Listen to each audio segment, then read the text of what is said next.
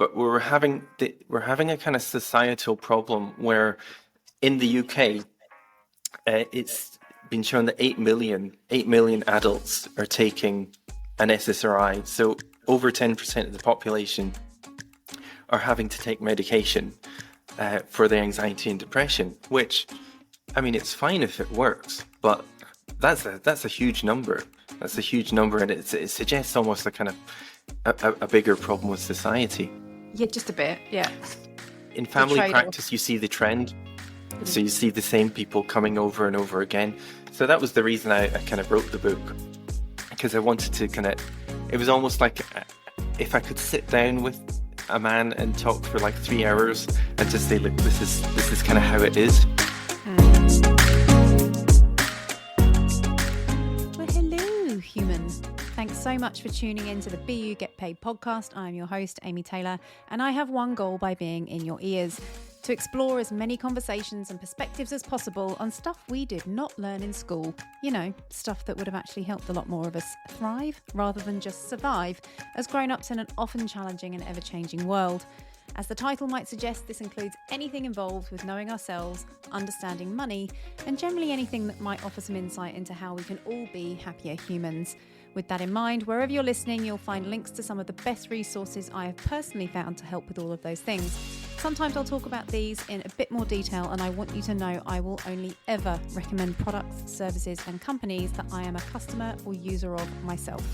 Now, we're all grown-ups here, and as such, you'll possibly hear the occasional use of grown-up language. More importantly, anything discussed here is personal opinion and intended for conversational and educational purposes only, and should not be taken as financial or investment advice. That's the housekeeping done. Let's get into what I hope is some helpful chat. Welcome, Baz Traill. Do I call you Dr. Baz? You are a doctor, right? Yeah, I am a doctor, but yeah, just call me Baz. Baz is fine. Yeah. Dr. Baz. Okay, cool. I said before, if you can see a foot, it's my partner Christian. He's just listening in because I thought it was a topic that he would have some thoughts on. He's not a particularly noisy vocal person, but I'm sure I might cast my eye across and see if he's got anything to say. If you bring anything up that I reckon is relevant, because I think you will. So thank you so much for reaching out, because your email, excuse me, when I tweeted about wanting to talk to more Bitcoiners, your email just jumped out at me, because I feel like your story, which I'll get you to share, from 2020 onwards, was exactly when I was kind of going down this rabbit hole, both with Bitcoin and everything else that was going on in the world in 2020. And I tweeted recently as well that I was looking back at some of my YouTube videos from other stuff that I've done in the digital space, and I was so on the bandwagon with everything, like, you know, why is everyone out? Stay at home. And I was very much not awake at that point. I don't want to refer to myself as woke and get into that conversation, but it was well sort of into the latter half of 2020 that I began to sort of go, well, hang on, this isn't making sense anymore. So your email, when you said you'd left the UK, I think you said in your email you'd left medicine in 2020. So give us a quick introduction to yourself and what your sort of career history is and what happened in 2020, because I think that's a really interesting story. Yeah, sure. Yeah, I'm Baz. I'm 42 years old. I'm from Scotland, raised in Glasgow. Thanks for having me here. It's fantastic. Yeah, I think I got to know you. Yeah, it was around that late 2020 time, wasn't it, in the cryptocurrency forums? And what an exciting time. You know, Bitcoin was kind of taking One way off. to describe I it, can't believe it. Yeah. I still talk to people about it. It's like, oh man, you should have been there. Anyway. Yeah. So, I'm a doctor. I'm a family physician, general practitioner. Mm-hmm. So I went into medical school when I was 17 years old, and then I qualified around 2005, and did a range of emergency jobs, medical jobs, and then qualified as an actual family physician, or what would also be known as like a general practitioner, around 2011. Mm-hmm. So that's been, for the last 10 years, that's what I did, and dealing with patients, dealing with emergencies, always had an interest in mental health. as well. So the reason I'm kind of doing a podcast tour at the moment is that I wrote a book series called Anxiety for Men. I've got it here. Yeah, It's awesome. and it's kind of got the title A Doctor's Practical Guide for Managing Your Mental Health. So I was kind of interested in anxiety conditions and just the sheer volume of people that were coming through the door Yeah. with anxiety. And then, yeah, like a lot of people, 2020 just stopped me in my tracks. And I'm sure we'll talk about this later, but I decided to kind of move on and leave medicine for a time, along with my wife, because we needed to homeschool our child. And basically, we were a kind of living protest against kind of lockdown at that Right. time. So, Okay. yeah. Can I? Well, we'll have to get personal if we're going to go here. So, in protest of lockdowns, were you in protest of the COVID jab?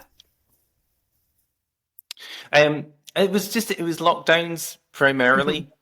Right. So at that time, it was, all the things that were happening were dealing The up to strict lockdown. pop. Uh, Yeah.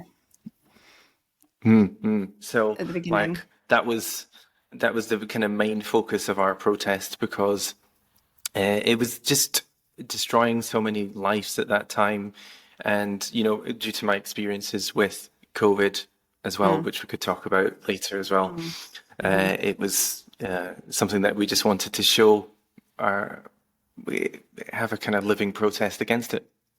Yeah. And presumably there was a sense of adventure as well, because didn't you pack up and did you caravan or camper van around Europe, or was that what you said you did? Yeah, that's right. Yeah, Yeah. so I guess let me start from the start here, because yeah, I was in the thick of it. I was working in an urgent care center at the time, which is like it's like a kind of emergency department. So there was a lot of fear around COVID, and you could tell that the lockdowns were coming. And what was happening to me at that time was the urgent care center was being dismantled. So I was working. It was the emergency department was going to be amalgamated with the department I was working with. Right. So it was kind of quite freaky at the time because every day something was disappearing, and computers were disappearing, and we were all getting ready for the big COVID thing. Then I think at that time there was a really good article there was a professor called John Ioannidis, he's like one of the most cited scientists in medicine. And he said, one of the bottom lines is that we don't know how long that social distancing measures and lockdowns can be maintained without major consequences to the economy, society, and mental health. And kind of locking down the world could have potentially tremendous social and financial consequences and be totally irrational. So, as I was being kind of wheeled out of this urgent care department, I was saying to my colleagues, look, this could be a really big mistake. And because I had such an interest in mental health at that time, um, You could see why.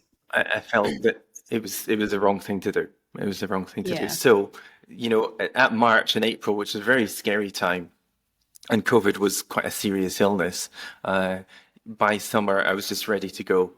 We sensed that there were going to be more lockdowns, and we were about to sell our house anyway. So we sold our house, and we decided we could probably homeschool our son through this. And we had a camper van on our driveway, so we're like, should we Right. just take off? Should we just go? Yeah. And I we're think like, yeah. What? you've made a decision ahead of, well, what a lot of people are now deciding to do, having gone through it and realised life's too short. Cool. That gives me a lot more context than your short email. But going back to what you were doing anyway, and I guess your main, as a marketer, I would say avatar, or the people that you help most. I guess why your email jumped out to me is I geek out on reports and data about people being unhappy, and I work with Gallup. I get a lot of their reports, and even without looking at statistics, I think it's quite commonly known that men in the 35 to 50 range are one of the top demographics for mental health conditions, suicide. Like it's quite a depressing statistic how many men of that age, like I guess your age as well, you're in that demographic. So what sort of inspired you to write a book called Anxiety for Men? What were you seeing prior to COVID anyway that got you to focus on that? Yeah, I think it was just the trend. The trend was towards, so say in a day, I see 40 people, 40 people coming in with various aches and pains in a day. So the trend was that I was seeing more kind of mental health conditions, and particularly men as well. I mean, I'd always had an interest in psychiatry. Anyway, when I was a medical student, I really enjoyed my psychiatry block, but I was really naive at that time. It was like, you remember Frasier? Do you remember the program Frasier? Yeah. About the kind of neurotic psychiatrist, Yeah. So I used to Like say, you. I used to speak to the psychiatrist and be like, is it like Frasier, And Yeah. what's a nervous breakdown? I used to ask them, and then, but they were dealing with schizophrenics and people with bipolar disorder. So, but in general practice, in family practice, I tend to see people with what we'd call neuroses. So these are people who have mental health suffering, such as anxiety and depression, but perhaps they don't need to see a psychiatrist, they don't need to go to hospital, they haven't had a kind of radical break with reality. But the numbers of people presenting with anxiety and depression were going up and up. And a lot of these people also were needing to take kind of medication to ease their suffering as well. So I don't know, do you know SSRI? Have you heard of an SSRI before? No. So that's like the most commonly prescribed like antidepressant, anti-anxiety medication, like I think in the Western world. And What's that stand for? yeah, it stands for serotonin specific reuptake inhibitor, which is Is that quite it's a bit of a mild, mouthful. or is The that like the idea name is that for a you've got a group of medications that would be, there'd be different type? Okay. yeah, that's it. Yeah. Yeah. So they came out about 30 years ago. So Prozac was like the Oh, first big SSRI. okay. And yeah, so serotonin is a chemical in the blood, and it is thought that this drug has an impact on serotonin, which eases anxiety and depression. But we're having a kind of societal problem where in the UK, it's been shown that 8 million adults are taking an SSRI. So over 10% of the population are having to take medication for their anxiety and depression, which, I mean, it's fine if it works, but that's a huge number. That's a huge number, and it suggests almost a kind of a bigger problem with society. Yeah, just a bit. Yeah. Yeah, just a bit. um, so and then yeah, for men, I just felt that there was a lack of information for men, and they were also they were coming to me quite late on. So because anxiety is a lot of men were feeling it was a sign of weakness, they would rather kind of just push through Yeah. their symptoms or just try and ignore it altogether. A lot of them also they get into a habit of just self-fixing and self-medicating, which again, self-fixing is fine. So if you're doing a breathing exercise or a meditation exercise, that's, there's so much online information out there anyway that, Now there is. Yeah. these are the things that this is very sensible. It shows initiative. But what often happens is that men will start taking something to soothe their anxiety. So they might say, take a Valium. They might buy that on the street just to calm down their symptoms. And then as the day goes on, they're starting to feel quite low with it. So they take something to stimulate themselves again, like, like a high dose caffeine drink or even cocaine, or they might go to the gym and just kind of try and power through. So these things in It's a family trade-off. practice, you see the trend. So you see the same people coming over and over again.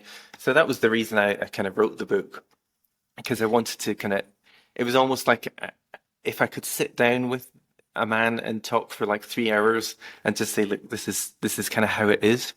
Mm. So did you feel that obviously you felt too many people were on medication? And it in your eyes was that just avoiding the root cause? I mean, obviously there's societal stuff which we'll get onto, but did you feel that just there you were seeing a lot of people that with, I guess, a form of counselling and talking to you and working through other methods could be avoiding medication? Because it has its Yeah, place. I think it was something Modern that, medicine has its place, right? I'm not anti anything without research and proof, but I just think we've gone through the last 3 years where a lot of us are questioning. Okay, well, it has its place, but where's its place, and where do you get the truth? oh, totally, totally. I know exactly where you're coming from as well, because Mm.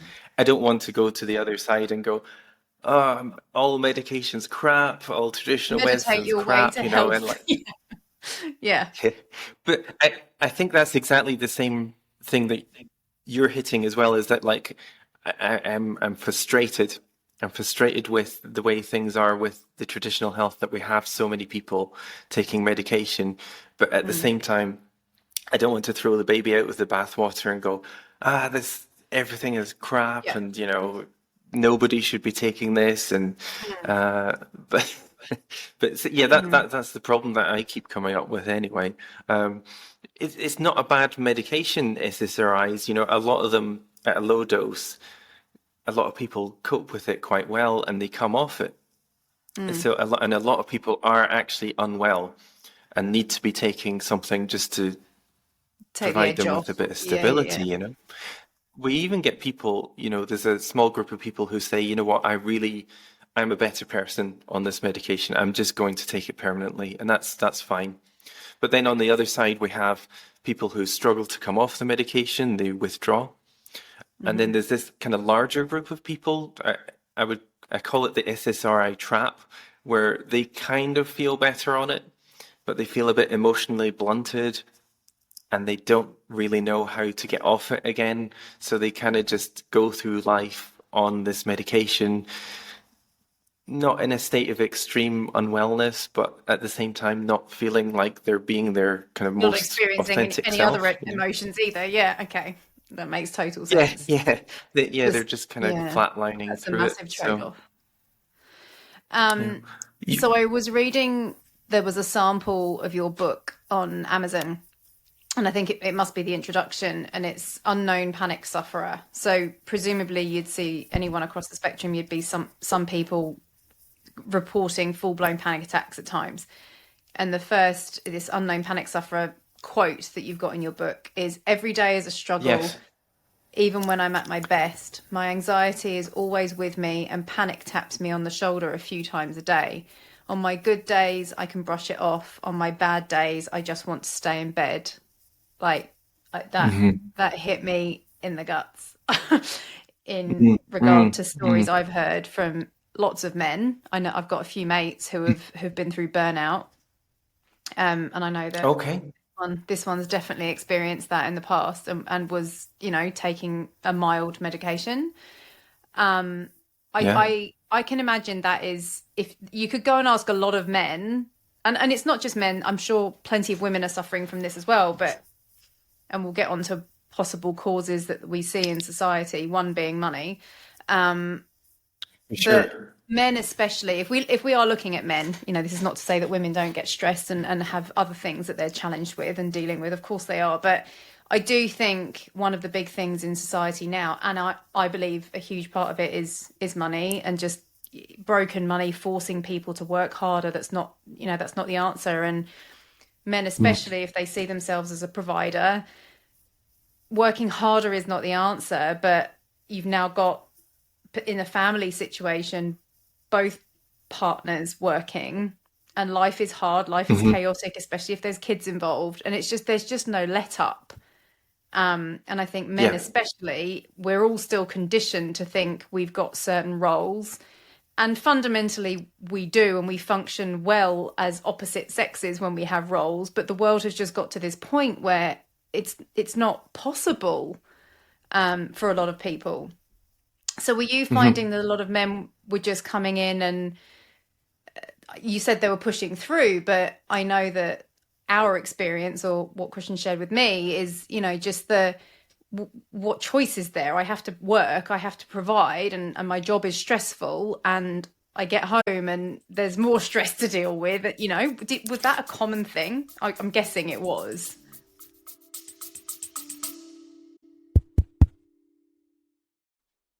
Now, are you someone who has swallowed the orange pill and going big on Bitcoin? If you are considering putting an amount of money into this world changing asset and are feeling like you won't sleep at night without a little one on one guidance, you are in the right place. Look no further than the incredible team of amazing humans at the Bitcoin Advisor, who I've had the pleasure of meeting in person a few times now. Entrusted with managing over $1 billion, that's a B, not an M, $1 billion in assets they've been responsible for.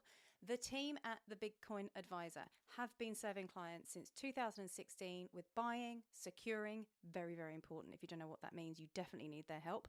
Buying, securing, and or managing your Bitcoin on a bigger scale, particularly if you have family who don't know what to do in the event that you very sadly get hit by a bus. You need these guys' help, trust me. I will admit, understanding Bitcoin from scratch is not easy. It is overwhelming, and you'll be shortcutting hours of reading and learning and podcasts and articles and all the things if you try and do all this yourself, especially if you try and do it in a hurry when the price starts taking off and the FOMO kicks in. I keep saying that because it's true. You're human. It will. So book in a chat with these guys before that happens. Tell Peter and Andy that I sent you, and they will take extra special care of you. So just head over to bugetpaid.com/BTC advice. That's bugetpaid.com BTC ADVICE. bugetpaid.com/BTC advice. Hope that makes sense. This will be in the show notes. Yeah, yeah. It's definitely a common thing, and I agree with you. For men, well, I think for women as well, that issue of money, it's always It's a there. natural male It's the thing. issue as old as time. But Mm. if if life is moving at such a pace that you can't keep up with it, Yep. and your head is full of worries, or you're taking in a load of stress in your body, then Mm. yes, something's going to give. Something Mm. usually gives. Uh, and So, what yeah, would you I say to these definitely people? work-related burnout is definitely becoming a very hot topic. I have Yeah. friends who've gone through work burnout, and eh, especially in the medical profession as well. There's a high rate of burnout, alcoholism, self-harm, suicide. Um, Mm. it's very sad. It's very sad. Mm. What I the aim of the book is that I call it a practical guide. So Mm-hmm. you start with, I find that a lot of men start with the basics. So they have done the breathing technique. Have you heard of the Yeah. vagus nerve before? Yep. Yeah, yeah. So everyone knows this. I like to gauge people with it because sometimes people are like Explain it no, anyway in but regard to but breathing. yeah, people know about the kind of vagus nerve exercises. They know about kind of basic meditation, or they've used Headspace or something like that. So they've gone through that, and then they hit the wall. They hit the Yeah. wall. So the work is still coming. The family Yeah. issues are still coming. The kind of reality distortion of going through Treading this kind of debt water, I crisis. think, is something you say a lot. What was that? My partner uses the expression treading water a lot, both in regard Yeah, to money, yeah. but also, I guess, just life. It's like, I'm okay, but there's like this underlying fear of waiting for the next thing to kind of push you over the edge. And that, I mean, Yeah, it's absolutely. manageable, but it's like you can't live like it's not a sustainable way to live, because it's that slow kind of chipping away at your strength, your resilience, and it's like, okay, we can manage, but the thought of something else is just like, I can't handle that right now. Absolutely, absolutely. And it's like, so if you're doing these treading water therapies, but then maybe the person has reached a state where like, what am I doing? You know, what sort of person, why am I the person who's doing this thing to myself? You know, how do I escape this? And I call that a kind of deeper inquiry. So some people, you know, they want to make the leap into, you know, investigating how they can be more authentic, or how they can escape the rat race, or find the skills inside themselves, know themselves better. I was watching one of your podcasts yesterday. There was the energetic medicine healer, and she was Emma. talking about this sort of thing. She was talking about it a lot. Yeah. So this book is it's the kind of middle ground. So it's like, it's difficult to make that jump into deeper inquiry. The why am I this person? Why am I making these decisions for myself? Yeah. And therefore, how can I escape? So my book is all about kind of finding that mind-body consensus. So if you're getting a lot of panic symptoms or anxiety symptoms, it's about kind of developing the skill of reaching a certain state of awareness of your mind and body, so that you can kind of engage with your symptoms, the sensations and the thoughts that you're getting in a more practical manner. Tangible, So like you that, can give it language or yeah. So yeah. you take the time to practice, that you're able to articulate what you're going through better, Mm. and that slows down your body, it slows down your mind, it slows down your nervous system. The Mm. ability to kind of direct focus on these sensations and thoughts rather than the experience that you're having in the outside world. Yeah. Yeah, and it's just that kind of middle practical ground where it's kind of building on mindfulness techniques, somatic experiencing techniques, the work that the old psychoanalysts used to do. And there's an Australian GP called Claire Weeks, who wrote a book in the 60s as well. And she talked about this ability to engage with your nervous system very well as well. So if you can go through these techniques and practice and cultivate this awareness, Mm. then you're ready for the deeper inquiry. You can start to listen to your body and your mind more. Mm. And yeah, I call that the inner compass in the book, which again is an idea that you're this Yeah. kind of psychological, authentic whole. I think that's really good because I don't know, I'm being a bit judgy, but I feel like my partner and a lot of men probably are touching on the edge of the what I call the woo woo stuff. And we've built our own cold plunge with a chest freezer, and we both love it. I'm definitely higher up the scale of my woo woo, and I'm a bit more spiritual. But Yeah. I think there's probably a lot of men that are like curious, but it needs to be tangible. There needs to be. It's like coaching for me. You know, there's it's a Mm. growing space. You know, personal development has never been more normal, but everyone's on a different journey and everyone starts at a different point. And you know, I like the strengths coaching because it is tangible. But I've done a lot of very deep inquiry, you know, Yeah. somatic stuff with different coaches, and I know that a lot of the people I speak to just are not ready for that yet. But Hmm. you know, meditation's very normalized now. So I think this is the kind of tool that a lot of people, not just men, would find useful, especially from someone as credible as a GP, who's, you know, had the audacity to walk away from the industry. Um, Yeah, that's the first time I've not been called credible in a long time. Sure, yeah. Well, because you had the audacity to have your own mind and think about it yourself. The other thing that I noticed as well with your framework or the six, because I only saw the sample, I was being a tight ass in the time that we had Yeah, to prepare. I will get the book, but your six it's steps okay. at the beginning, it reminded me in terms of practicality and tangibility of actually taking an exercise, I guess, or seeing some steps to work through. It reminded me of the 7 habits of highly effective people. You've got six Okay. steps, but I was like, oh, that's similar. And I quickly Googled the summary of it. And it makes total sense. Understand your situation, alter it with a new habit, engage with the feelings and the panic. That was number 3. Number 4, don't feed the beast. I love that. Um, Yeah. And that's hard. I think that's probably the hardest one, because when you don't know Yeah, what the underlying issue is, you've got work, you've got kids, you've got partner, maybe you're struggling financially, don't know where you're at in life, midlife crisis, what am I doing? Who am I? yeah, That is feeding it, but you've also got to sit with it in order to get to the bottom of it. That's tricky. I think that's probably because it's uncomfortable. Um, absolutely. and then prepare for disappointment and setbacks and tough days, and then make that further inquiry. The other thing that came to mind when I was reading the 6 steps, I'm like, this is what I say to people all the time. That is like starting a business.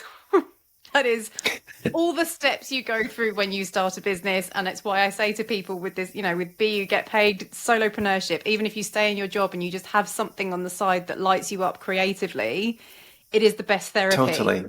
And you start to see these parallels with every single area of life requires the same framework, the same steps, whether it's your Yeah, health, your yeah, relationships, a business, your work, like it's all, life has these steps, and there's no getting away from it.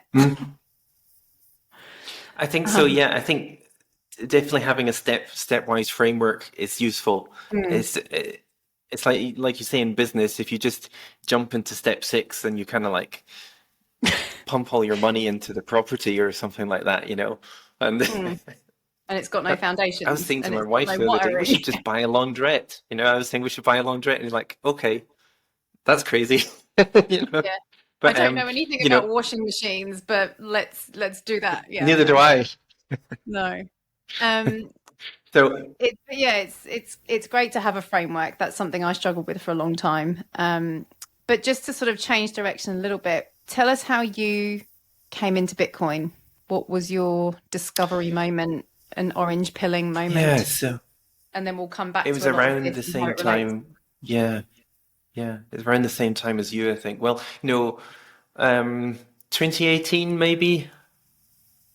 It's funny, yeah, because I fell into the shiny new thing category. So I was online, I was interested in cryptocurrency, and there was this coin, and people were saying, "Oh, this is great. This is better than Bitcoin. This one's going to kill Bitcoin."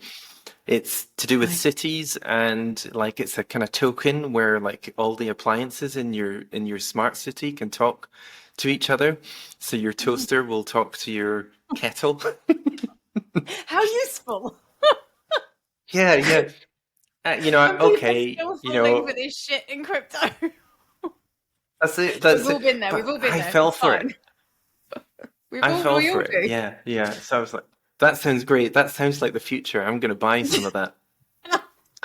And And so I now you had get that all your little friends voice. doing the same thing, and you're like, please learn from my mistakes, but they have to go through it themselves. It's true. It's true. But I had that Yeah. little voice in my head that said, just hold on to it for a couple of years, see how it feels, whatever. I Mm. didn't mortgage the house or anything, you know. So just put a bit Oh in it, no, and it who would did do nothing for that? 2 years. It did absolutely nothing. Yeah. And I was following the community, and I thought this is just nonsense, absolute nonsense. Mm. So, but then as time went on, and you're following social media, I was becoming more aware of what Bitcoiners were saying and their kind of attitude towards the crypto space, Hmm. and yeah, so it just kind of solidified for me in 2020. I had that moment where in the UK, everyone was being furloughed. They Oh called yeah. it furlough here, Yeah. which everyone was being paid Paid to sit at home. for to be at home. Exactly, yeah. Yeah. So yeah, so I And was then shockingly, working, they didn't want to and come back and work for money. Shocking. I was just Yeah. like, fine, fine. And Yeah. it wasn't out of spite or anything like that. It was just, you were seeing this kind of March, April 2020. I always say to people it was really scary, really scary. But then I'd come back home, I'd be in the car, and then you'd see everyone out in the garden, having their drink, enjoying their furlough money.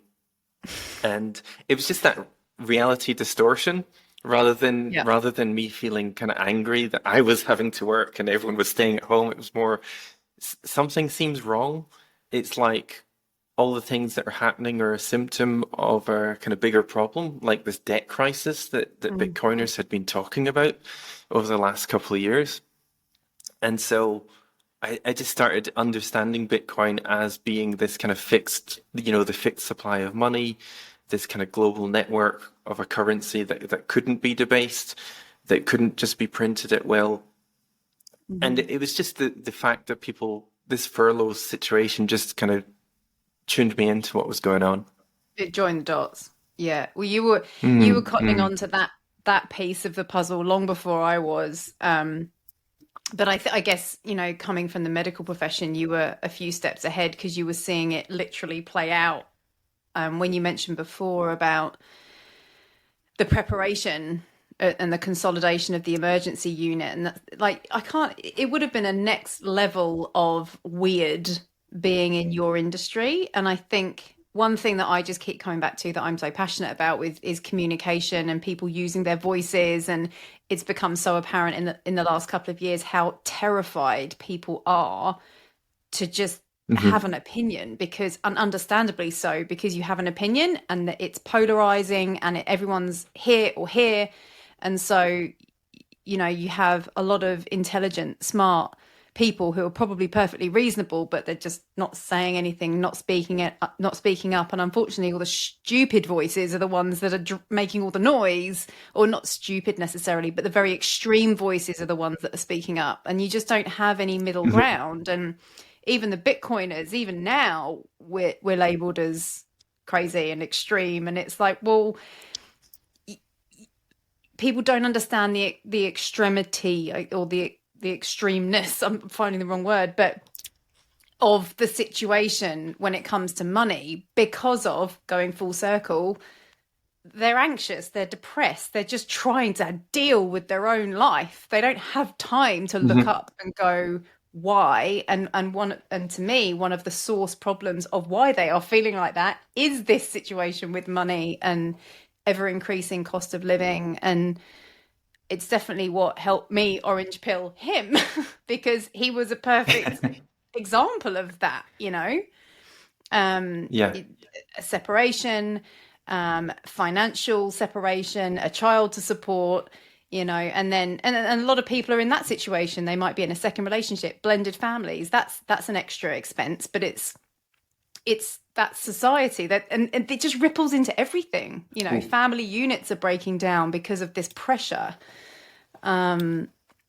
So did those dots specifically join for you around Bitcoin as well? Oh,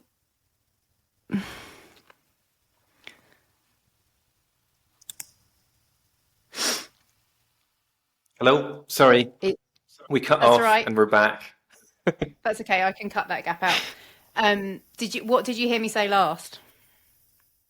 You were talking about like families, everyone's got families to support, and everyone's in Yeah. this kind of rat race. Yeah. Yeah. I mean, in our situation, Christian had been through a separation. So there was a financial obligation there.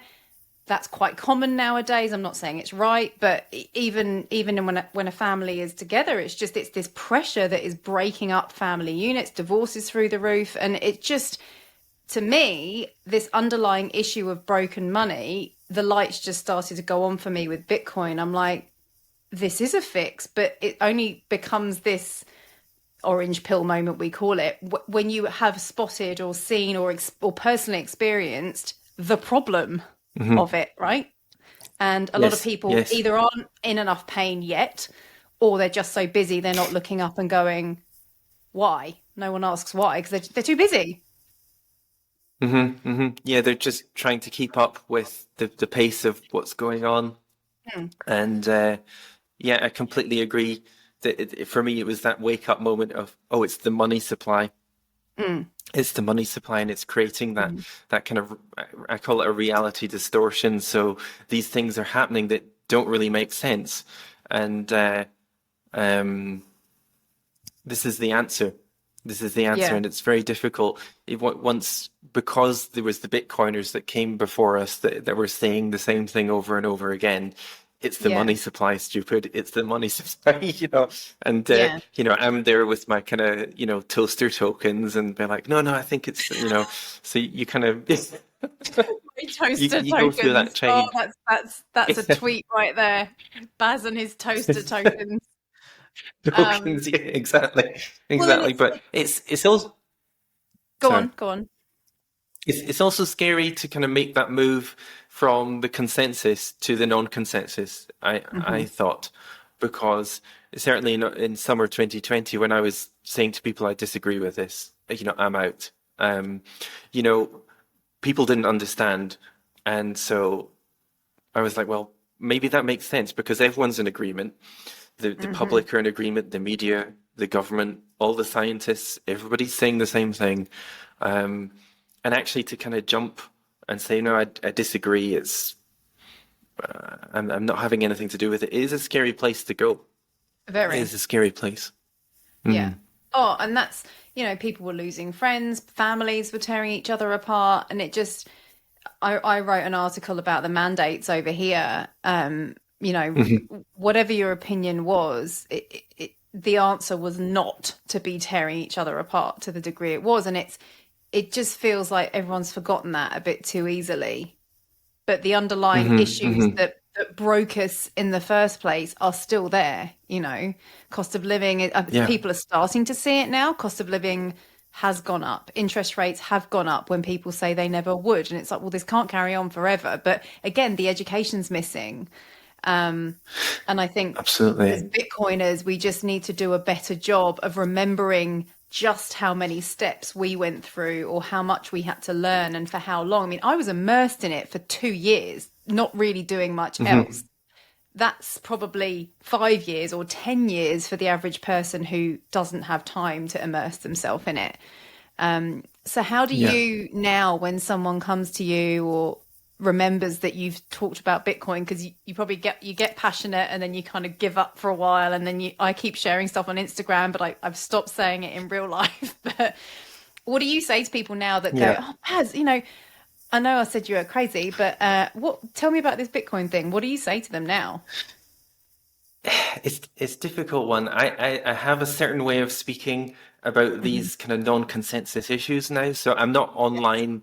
Online is a different thing because you can go out there and be like, Sure. and Yeah. people will. But Keyboard face warriors. to face, I'll say yes.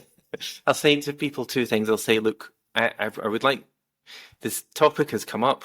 You're talking about Bitcoin. My opinion on this is non-consensus. It's not all the consensus. So I need your permission. I need your Oh, permission to talk about this. So wow. it kind of provides a lovely, nice little framework. And then I'll say to people, I'm not trying to change your opinion. Hmm. This is just how I'm perceiving the world. This is just my opinion. You don't know, this is just my perception. And, Mm. take it or leave it. Hmm. And it seems quite simple, but it really kind of it frames a conversation really nicely. So uh, because you'll know in Bitcoin, so the price is going to the moon, everything's great, we're all rich, we've all got our Lamborghinis booked and all that sort of thing, and then people have these conversations about Bitcoin, and so I used to say, oh yeah, it's fantastic, it's fantastic, and then 2 weeks later they've invested, and then it's kind of gone Yeah. down 90%. So if I frame the conversation in a way that just says, look, this is a non-consensus issue, and Mm. this is just my perception of what's going on, then it gives people a bit of space to be like, okay, I'm in charge. I'm in charge of of this issue.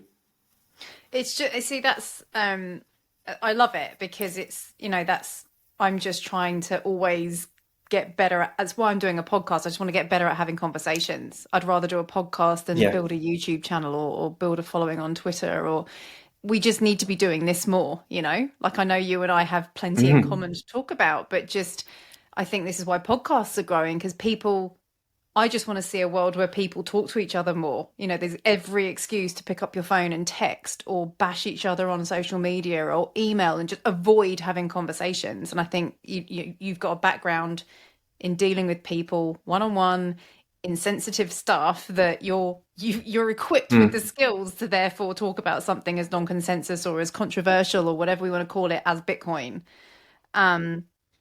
What were your thoughts? You said something in your email that really caught my attention as well. The authenticity piece, which is something else I'm super passionate about. It's a huge part of my brand and what I want to talk to people about and help people with.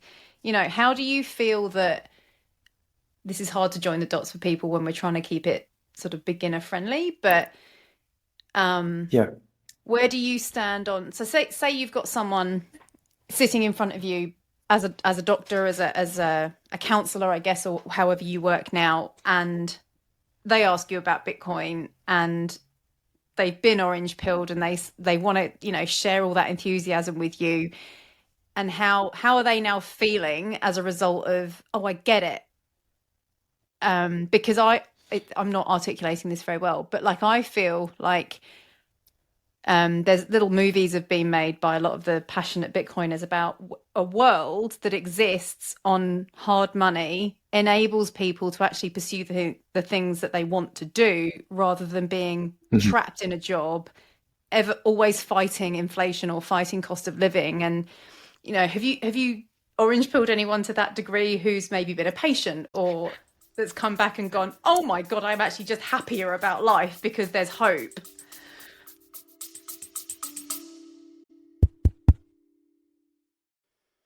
So, what does it even mean to be you and get paid? Well, in short, it's embracing the opportunity available online to earn a living around your life and not the other way around. I'll give you a moment to let that sink in. Ready? In other words, to build your own dreams instead of someone else's. And for me, it took the sudden and unexpected loss of a very close family member back in 2013 before I took that kind of cliche statement seriously. It was a line in the sand moment where I decided I was going to do whatever I had to do to build something of my own to find freedom from the unfulfilling world of commuting and corporate slavery for good. And that decision put me on a completely different life path. And I can tell you from experience that it is even simpler to do today than it has ever been before. So if you've been inspired by anything you've heard on this podcast, nothing is stopping you from doing the same. When you learn to turn your existing skills, knowledge, passions, and interests into income streams online. And if you don't believe me, check out the episode number 18 with my long-term friend and mentor, Stuart Ross. And we're not talking about some half-assed part-time side hustle here, my friend. I am talking about drastically changing the way you think about and earn money in today's modern world. So sign up for Modern Wealthy, our 7-day fast start training series, which includes a downloadable ebook and your best life blueprint. And I will be there to cheer you on with monthly coaching calls and give you a bit of a kick up the bum. So head over to bugetpaid.com/launch. That's bugetpaid.com/launch.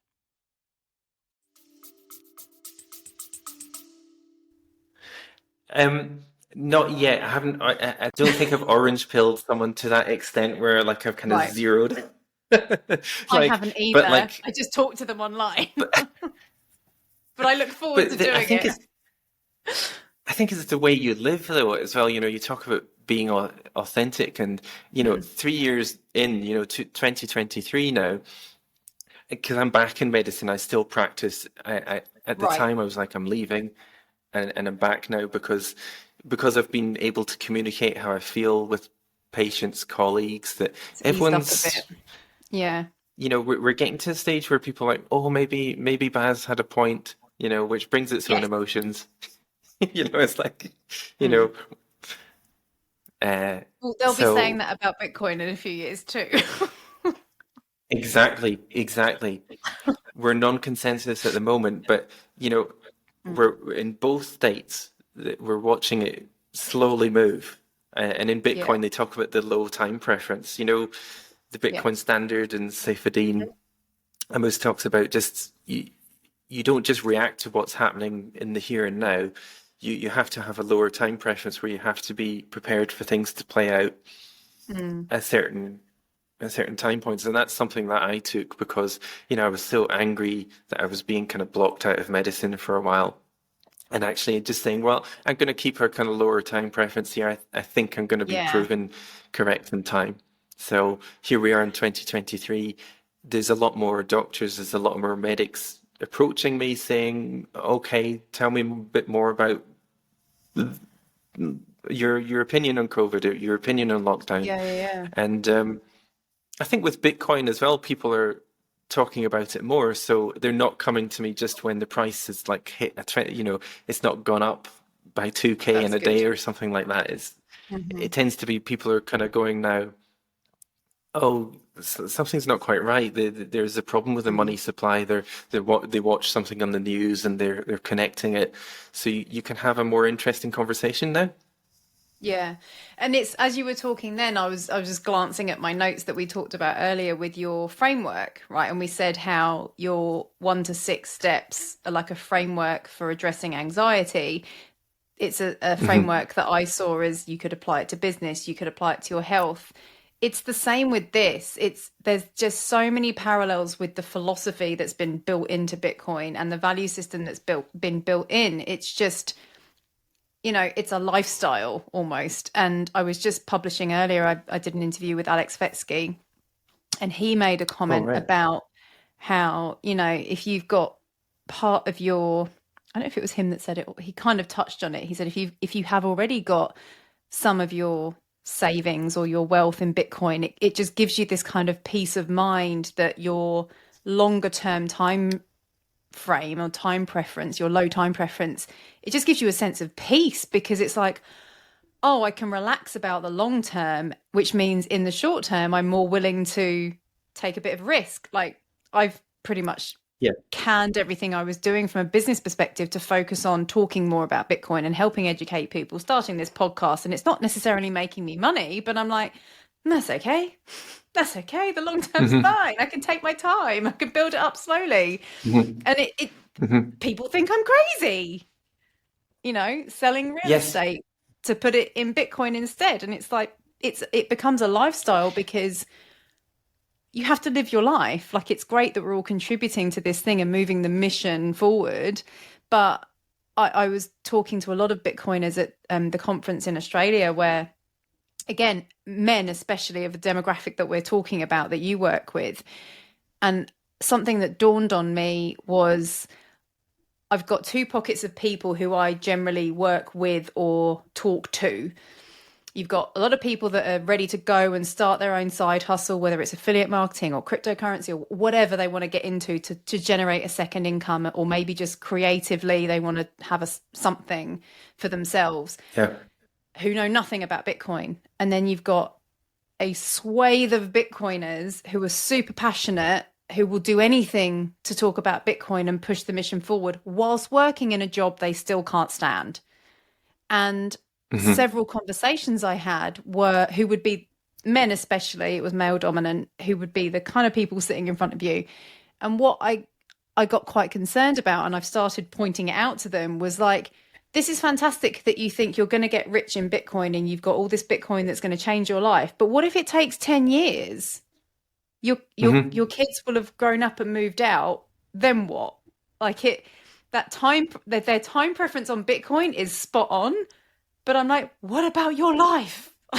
And this is where I'm trying to just keep people get my message out there around have Bitcoin for God's sake, but let that take the pressure off to let you also enjoy. You've got to make money, but that hope Hmm. means you've got the tolerance or risk, willingness to take risks in the now to actually also enjoy the journey. Does that make sense? Yeah, absolutely, absolutely. It gives you that space, and Yeah, it's a breathing difficult space. thing to communicate to people. The Mm, idea that you now have a bit of headspace. mhm. You have invested time and energy into this alternative scheme, which is scary. Future. Mm, It's a little bit non-consensus, but uh, it's a potential exit strategy for yeah. whatever is going on in the world at the moment. So yeah, it absolutely gives you that space. But like you say, it's that stepwise progression as well, and that Mm, you have to undergo these hurdles at the early stages as well. There's always the temptation with Bitcoin to get rich quick, like you say. If you have a 10-year time preference or 20-year time preference, or if you're thinking about family or the generations, then it kind of works. But Yeah. if you're kind of LARPing in with, thinking like, all right, I think it's going to go up now, or, I mean, there's been so many problems with alternative investment schemes or the staking, Mm, the Bitcoin staking lending schemes that they sometimes go under as well. So that's there's an education behind it. But if mm. you go through these steps, then it's very advantageous. And you can be, I tweeted the other day and it got quite a lot of interaction. It's like you don't have to fully understand Bitcoin to start buying it. I promote Amber because they're one of the best apps I've found to just put $5-10 a week in, because once you've got a little bit of Mm. skin in the game, you just naturally pay more attention. And I guess one thing I would start wrapping up with you is like, it's, the staking and the lending is basically what Baz is referring to is just, if you're going to buy Bitcoin and keep hold of it, self custody it. Those are the rules. Even if you don't know what that means at the moment, find out what that means before you start venturing anywhere near other cryptocurrencies, because you might have people coming in who are dealing with anxiety because of life. The last thing we want is them to get all excited about Bitcoin and then be back on your couch talking about their anxiety and depression because they've lost all their money. Like, it's such a balance to get people educated. Yeah. Um, cool. So just No, to that's wrap up, it. And oh, go on. I should probably make that disclosure as well. The book doesn't end with, and the solution to anxiety is to buy It's Bitcoin. Bitcoin. It's like, Yeah, no, but if you can find it no, in no. yourself, if you have the space, if you have the authenticity, if you're building up your inner compass and listening to yourself, then things will happen. Um, I almost take the reverse opinion, and when I'm talking about Bitcoin with people, to say, why not buy Bitcoin and say to yourself, you know what, for the next 4 weeks, for the next 6 weeks, I'm not going to buy Bitcoin, but I'm going to pay attention to the Hmm. space and kind of just wear it like a jacket, see how it feels. Yeah. Yeah, it's true. And what you just said about your inner compass and finding all that is everything I'm all about. I'm like, everyone just, before we start having all these polarized conversations about consensus issues and non-consensus issues, it's like, just stop and give yourself the time out to talk to yourself, because that's what, that's your method, that's your process. Yeah. To me, it's that Bitcoin does fix a lot of things, but it doesn't fix people's ability to listen to their inner voices and deal with their health Yeah, first, because that's it. without that, there's nothing. That's it. So, with all this wisdom of yours, what would I like to always ask people at the end of a conversation? What advice would you give your younger self, and what would you tell him about money? And not just buy Oh Bitcoin. man. Yes. Just buy Bitcoin, dude. Yeah. Go back to 2010 and Yeah, buy some Bitcoin. Yeah, that's right. Yeah. Do the whole Back to the Future thing where, yeah, like, yeah. yeah. Yeah. No, I think maybe read Robert Kiyosaki's Rich Dad Poor Dad. That's a book that I wish that I'd read sooner, Hmm. because going into medicine at 17, and just the great thing about medicine is you're guaranteed your wage. The community likes you and supports you, and everything is hunky dory until it isn't, and that's Yeah, quite a big shock for medics. That's why our rates of self-harm, depression, suicide are so high, is that we're in the rat race and we're rewarded for it. But when something goes wrong, uh, none of us have the skills to uh, think for ourselves and to think outside the box and find ways to be authentic and to get paid in different ways. So I think I would say I would maybe communicate something like that, and to read Rich Dad Poor Dad, because I think Robert Kiyosaki has a very interesting way of looking at money and how to escape the rat race. I think, yeah, that's spot on. Like, that was the first book on money that changed my life for sure. It's just the rich don't work for money. They make Yeah, money work for them. Yeah. And I think, and that's the thing, when you absolutely. really do get into Bitcoin, you start to understand the energy piece. And I talked about that on my last interview I recorded, which isn't out yet, but it is a massive rabbit hole. And it's bringing out, like you said, thinking for yourself. Like, why, just as a side note, why did you go into medicine? Was it something you were passionate about, or was it, this is the only way I'm going to earn a good wage? Second. Right. This was the only way. It was west of Scotland, Yeah. rough school. I was like, how do I get out of this? Yeah. And Well, it was very simple. if it doesn't work for doctors and lawyers, it doesn't work for many people. I think I saw an article Absolutely. about dentists being something like the fourth highest in Australia career, that suicide is a statistic. I'm like, Jesus, well, if James. doctors and lawyers and dentists and, these supposedly high paid medical professions are struggling, then we really do have a problem. So thank you for Mm. sharing. Really appreciate it. Love the way you tied all your sort of Bitcoin experiences in. Where can people find you? You said you're not really Oh, online, it but was really where can nice to people speak find with you, and really nice to speak with you. It's been a long time coming. So the you? Yeah, book is available on Amazon, all awesome. versions of Amazon internationally.